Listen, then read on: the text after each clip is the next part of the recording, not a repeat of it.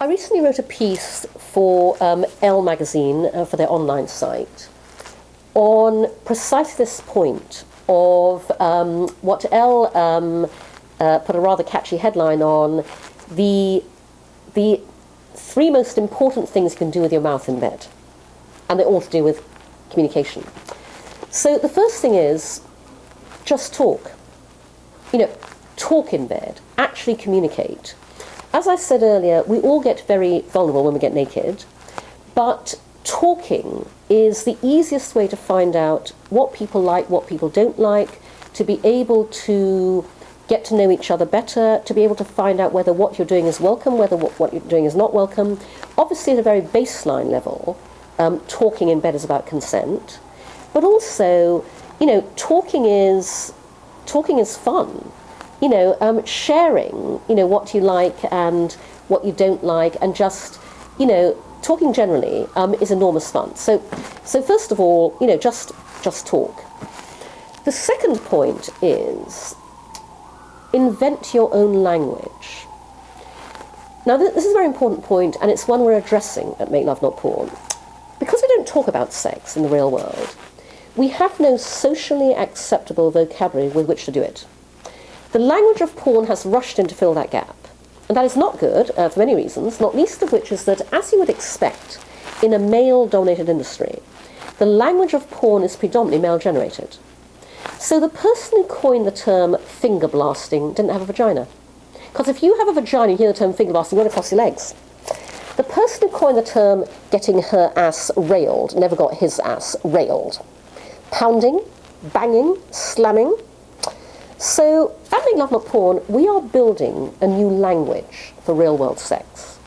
We tag our videos completely differently from the usual porn drop-down menu of anal, Asian, hairy, cream pie, whatever. We tag our videos with terms like juicy, succulent. Our term for oral is downtown.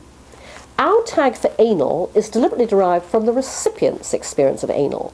We tag our anal sex videos, ow, ow, ow, hey now. And we're doing that because we want you to take this language and use it beyond our platform in the real world. Because this is language you can use to talk about sex without feeling embarrassed about what's coming out of your mouth, without having to worry about being overheard, and it's language you can use to talk about what you want to do in bed in a celebratory, positive, and gender equal way. And so I encourage you to do the same thing. If you don't feel comfortable with the language that people usually use in bed, invent your own. Create your own language. Use whatever words you want to use. Use whatever everyday terms you like using. All that matters is that you use language you feel comfortable with. Talking dirty doesn't have to be literally using dirty words. You can talk clean in a very entertaining and equally sexy and arousing way. And then the third thing I would say, and again, everything I'm saying is true of life generally. In bed, say what you really think. So, an example of what I mean is, quite often when we're in bed with somebody, we are feeling so insecure about ourselves, in an utterly needless way, by the way. As women, we go, oh my God, he's going to spot my flab, she's going to think I'm looking revolting.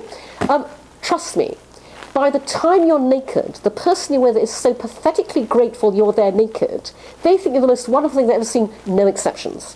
So get over the insecurity, because when I say what you think in bed, I particularly make a point of telling the men I sleep with how beautiful they are. And I use that word advisedly. We don't call men beautiful, we don't tell men they're beautiful, and we don't tell men how much other parts of their body that are not their dick are beautiful. And, I just make a point of saying that, because, and when I do, I can tell from the reactions of the men I sleep with that they have never heard that before. Just say what you really think. If you couldn't be happier you're there with this person, say that.